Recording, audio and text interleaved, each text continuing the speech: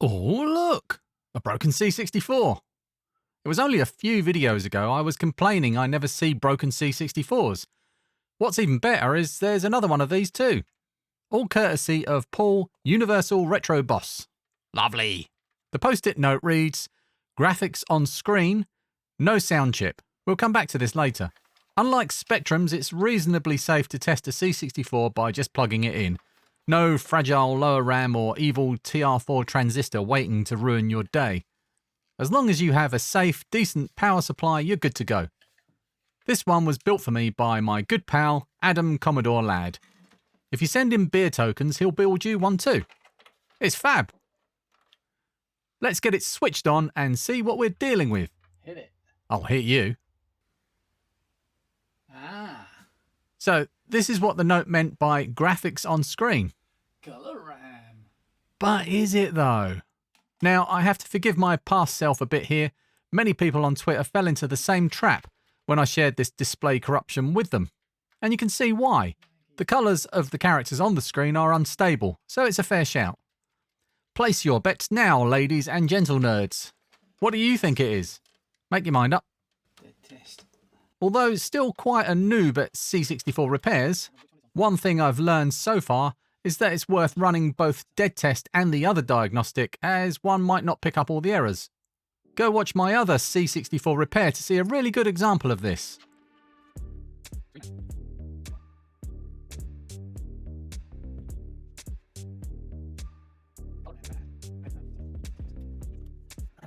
Next, C64 Diagnostics, and all hell breaks loose. PLA is bad. Good clue here, Lee.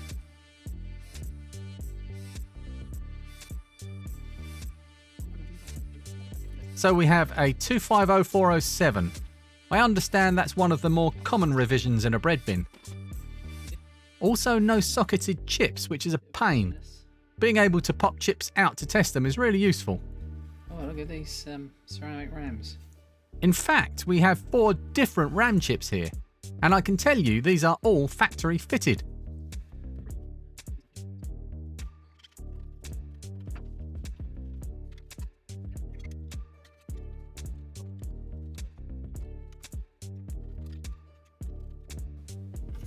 Split bits of plastic. I'll have to glue those back in later. Come on, let's see the board. No. This is untouched. Which is a good thing. Less problems to sort out. Under the can is a distinct lack of thermal paste and a 6569R1 VIC2 chip. This is the early PAL version with the not as good as later versions display, due to a lack of luminance values. Nothing terrible, you'd only spot it in a side-by-side comparison or if you were an expert and knew what to look for. This one seems to be partially out of its socket at one end. Pins down this end. Look a little bit further out the socket and indeed in this end. What little thermal compound there was is mostly dried up. Oh, it wasn't in the socket. Heat creep? It had a can pushing down on top of it, so I wonder how this could happen, unless it was never put in properly in the first place. At this point I'm still leaning heavily towards the incorrect assumption that the Colour Ram is at fault, which isn't the worst idea. I have a spare one in a board that Simon at Flibblesand kindly donated, so I decided to desolder that one, put a socket in the faulty one and see if that fixed it. Which is probably not the best way to go about things. If you want to see me go over my desoldering methods, the previous C64 repair has a bonus desoldering guide. But for this one, let's speed up the footage and get to the interesting bits. The Colour Ram sits in U6, here next to the SID socket on this board revision. I wonder if I could do a piggyback. That work? In a moment of inspiration or madness, I decided to try the piggyback trick. Place your bets. I was obviously still unconvinced subconsciously, but if this worked it would at least show it was the Colour Ram at fault.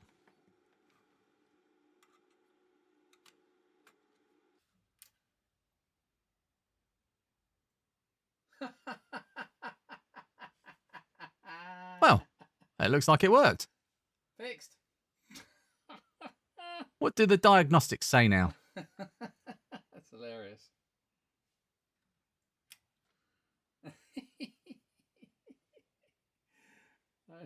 Stick the diagnostic cartridge in.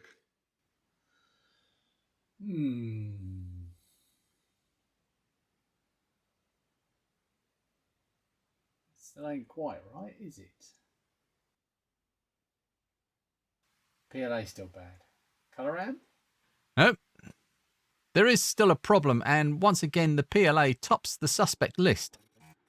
It's a Moss-branded spider sitting in the middle of this logic web.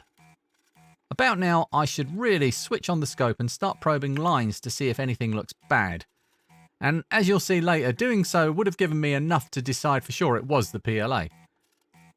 What I did instead was desolder the PLA. Adam Commodore Lad recommends replacing these anyway. They're just waiting to fail. No damage. Good work. Very satisfying. Ew. Yummy. You wouldn't want to stick that in your ear. A new PLA goes into the new socket.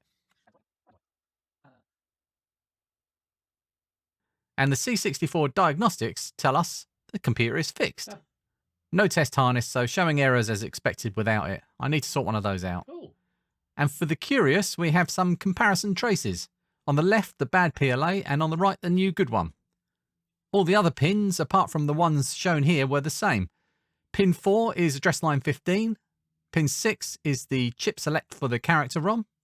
Pin 8 is low RAM on the I/O port of the CPU, whatever that means. Pin 12 is interestingly fine on the broken one. It's interesting as that was the line Adam Commodore Lad said to probe to see if the PLA was broken. Can't be right all the time, Adam. Although being right more than most is good enough. And finally, pin 13, which is connected to the Colour Ram. Could this be causing the corrupted display problems? Now I have the keyboard connected, I can see there are still some problems. Almost all the keys need an extra firm press to work. The good news is all of them are working after a fashion. A good clean should sort this out.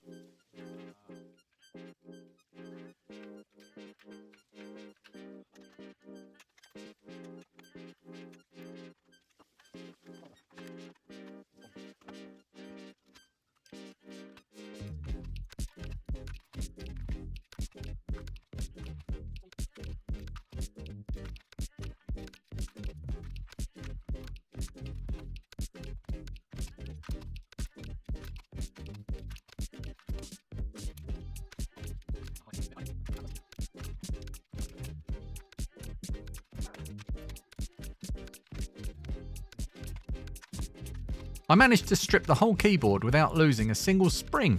Bonus!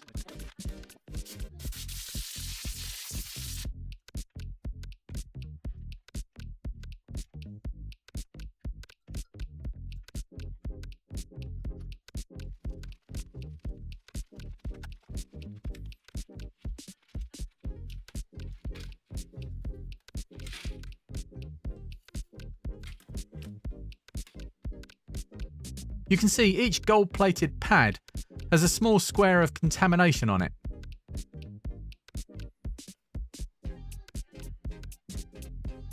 First, I go over all the pads with a light eraser, nothing too abrasive, just enough to take off the crud. Then a wipe down with contact cleaner and a paper towel. That's the PCB done. The other part of the problem is the key posts. Each of these has a conductive rubber pad that bridges the contacts on the board and is likely to be affected by general dirt and time. I give each one a spray of 99% IPA and a light wipe with a cotton bud. A final blast with some compressed air to dry out the excess IPA. And now, put all the bits back together and see if it works.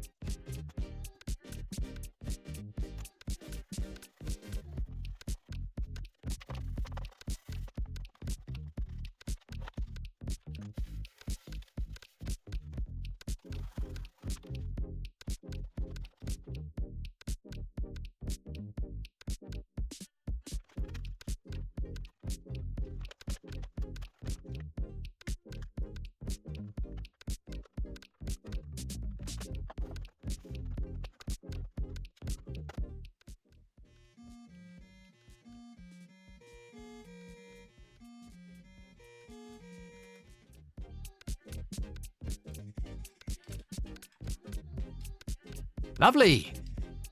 Not the most difficult repair, but nice to turn a broken, grubby C64 bread bin into a sparkling, clean one that works perfectly.